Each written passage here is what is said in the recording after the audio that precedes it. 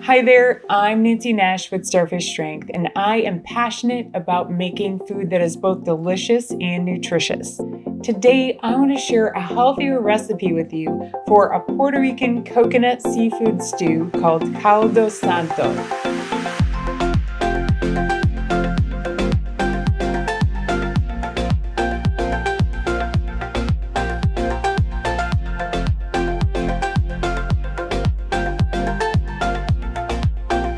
I really enjoy trying cuisine from all over the world and learning about new flavors and combinations of ingredients that I've never experienced before. And I love trying out new recipes.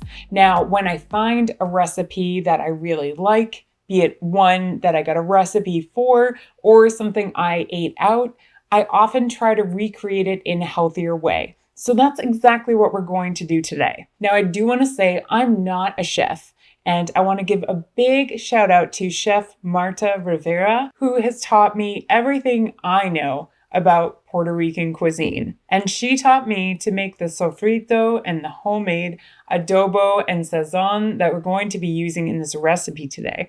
So I'm going to leave links to those recipes in the video description, as well as a link to her YouTube channel and blog so that you can check out her cooking, which is absolutely amazing. So needless to say, I have made some alterations to the traditional version of this stew, both because the availability of ingredients on the mainland is a little bit different than it is in Puerto Rico, and because I'm trying to make it a little bit healthier for a health-conscious audience. So I made the adobo and sazon according to her recipe, but I left out the salt because we are going to get quite a bit of salt from the seafood in this recipe. But I do hope you make the effort to make homemade sofrito, because when I was in Puerto Rico, I had an opportunity to try several different types there, and they were all delicious, but none really holds a candle to her recipe. We're going to cut up our potatoes, so I'm going to slice them in half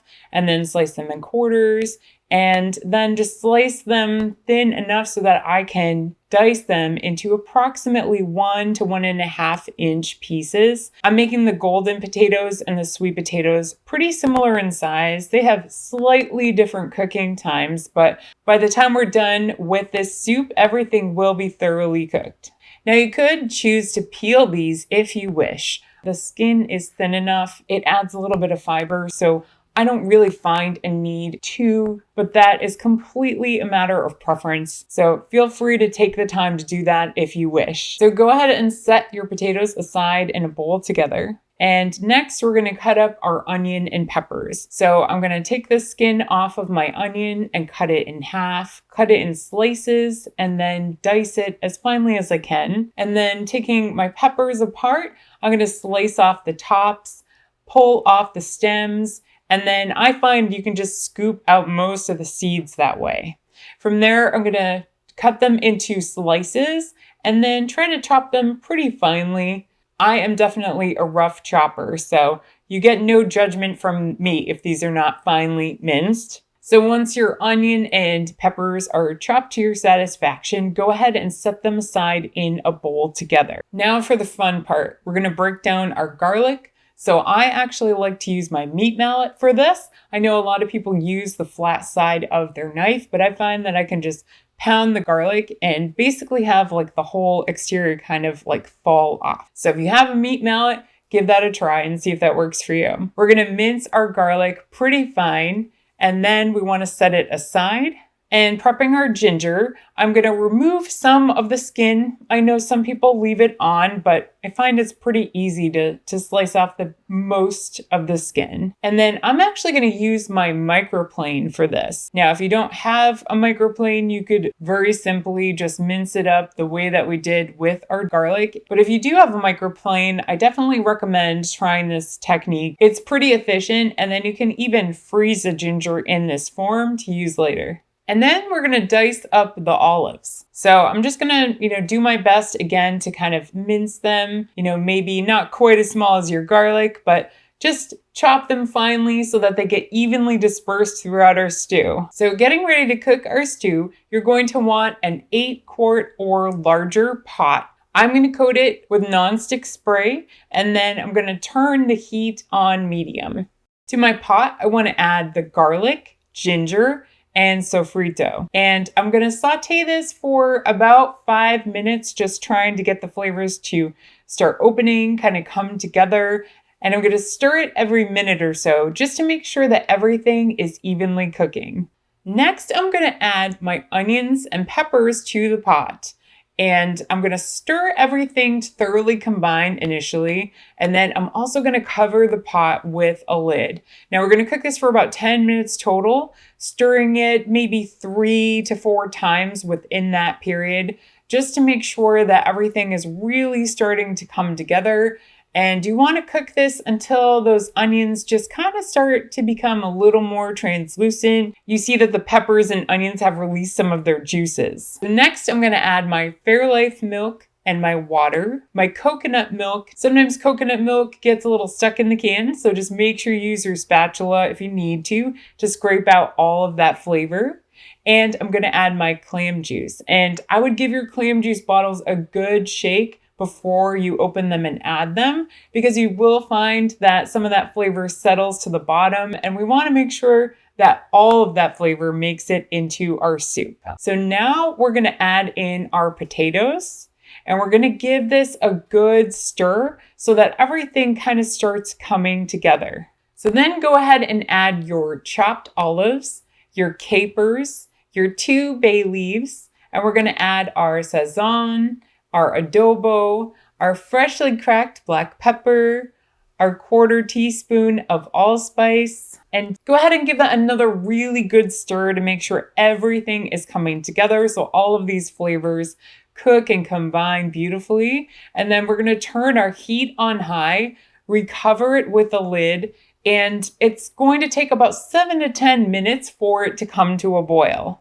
So once your soup reaches a boil, go ahead and give it a really good stir. And then we're going to turn the heat down to medium, place the lid back on the pot, and we are going to cook this for another 10 minutes. Those potatoes really do take some serious time, but we want to come back and stir this every 2 to 3 minutes just to make sure everything is cooking evenly. While our stew is simmering, we're going to make some plantain balls. I'm going to peel my plantains, I'm going to cut off the ends, and then I'm going to make a couple knife cuts the length of the plantain. And if you haven't worked with plantains before, you'll notice that the skin is a lot thicker than bananas, which is why we're making a couple cuts. So just kind of carefully let yourself remove the skin. And if you want to check out Marta's recipe, she has very specific directions for handling plantains that I think are excellent. And green plantains are definitely preferable for this recipe. Now, I have made some ingredient substitutions from the original recipe due to availability, and that's exactly why I'm using yellower plantains today. I was not able to find green plantains. I went to 3 different grocery stores. Sometimes you just work with what you have. But if you do have green plantains, this process should work a little bit smoother for you. So using my box grater, I'm going to break down the plantains and just grate them. And you can see that they all kind of come together and make this like sticky mass. I'm going to wash the stickiness off my hands and then start shaping them into balls. And you should have like 14 to 15 little like plantain dumpling balls. So I'm going to set those aside and let's check our stew. So after about 10 minutes of simmering, my potatoes should be somewhat cooked, like maybe halfway or so. They shouldn't be like fork tender, but if you test them with a fork or a knife, you should find that it easily slides about halfway through. And that's how you know it's time to add your fish. So I'm going to add my fish fillets carefully, and I'm going to add my shrimp to the top of the stew and just kind of poke them under the surface of the liquid and then replace my lid. So after about 5 minutes, I'm going to check my seafood and I should see that the shrimp are starting to cook, the fish is starting to cook, and I'm going to move it around a little bit without burying it too far and cook it for another 5 minutes. And hopefully at the end of this 10 minutes total, you see that your seafood is cooked, but not like overcooked. If your fish fillets are a little thicker than mine, it might take a little longer for them, but I would guess that your shrimp are done. So Once the seafood is done, we're going to remove it from the pot carefully. I'm going to stir everything together really thoroughly, and then I'm going to add my plantain balls to the top very carefully, trying not to break them apart. Now, if they do break apart, I think it's okay, because one of the substitutions that Marta gave for this is that you could just thinly slice your plantain and use it that way instead of making the little mashed up balls. If you had firmer green plantains, your balls should stay together pretty well. But I can assure you, having made this soup a couple times with plantains of varying degrees of ripeness, it will be delicious no matter what. So I'm going to cover the stew with a lid and cook the plantain balls for about 10 minutes. So while your plantain balls are cooking, this is a really good time to make sure that you don't have tails or any bits of shell on your shrimp. And what you should see is that your plantain balls slightly changed in color, slightly expanded with the liquid. So when they look done, I'm actually going to shut off the heat and I'm going to put my fish back into the soup. I'm breaking the fish apart a little bit with my spoon, just so it's easier to serve in the soup and everyone gets their fair share. After allowing the stew to cool for 5 to 10 minutes, I'm going to serve it out in portions. And if you're not serving it all up tonight, I like to store it in serving containers of 1 to 2 portions. And now I'm going to kind of deal out my shrimp so that each portion has the right amount and our shrimp aren't overcooking. And I'm going to do the same thing with the crab. So just kind of putting the appropriate amount in each serving dish. Since we already have pre-cooked crab, we don't need to cook it more. It will kind of get tough if you actually cook it too much. So leftovers of this should store great in your refrigerator for 3 to 5 days, provided that your seafood was fresh. So traditionally, this is served with toasted buttered Puerto Rican bread, avocado, and lime. So I actually put a little bit of fresh cilantro on top of mine. So let's give it a taste. So as someone that loves seafood, I really, really love this. If you're a person that likes coconut, like sweet potato or pumpkin and seafood, I think this is probably your ultimate dish next to maybe like a Thai pumpkin curry. But unlike Thai food, Puerto Rican food is not usually like really spicy. Now, I have found a couple really great Puerto Rican hot sauces, and if you would like to make this spicy, as in like heat spicy, you can definitely do that. But even without doing that, I think part of what makes this so interesting to me is that I hadn't done a ton of cooking with olives before. And putting the olives in the sofrito that is homemade, as well as adding them into the stew itself, gives this such a complex kind of umami flavor. And you get just a little hit of that citrus.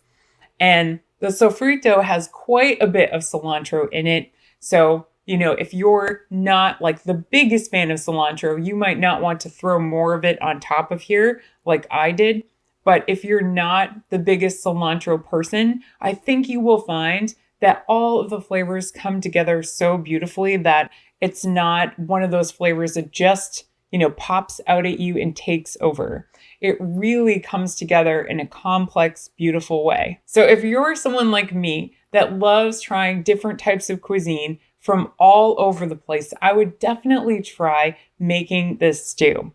And again, if you want to go back for the original traditional recipe, I will leave a link to Marta's recipe in the description below. Thanks so much for making time to cook with me today. If you do choose to make this recipe, I would love to hear how you enjoy it in the comments below. If you're looking for more healthy recipes, workouts, exercise, and healthy lifestyle tips, please check out the rest of my YouTube channel. And if you need some one-on-one support putting together your exercise program and nutrition plan, please reach out to me in the link in the description. In the meantime, I look forward to continuing this journey with you, and we'll see you in the next video.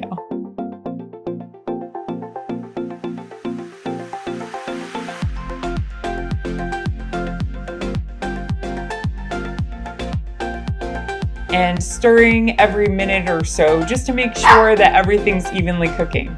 Thank you. And I'm going to stir Okay, stop. Yes, it is seafood. You're right. It is seafood. I know. You hate crab, though. Okay? We'll get you some tuna. Good boy.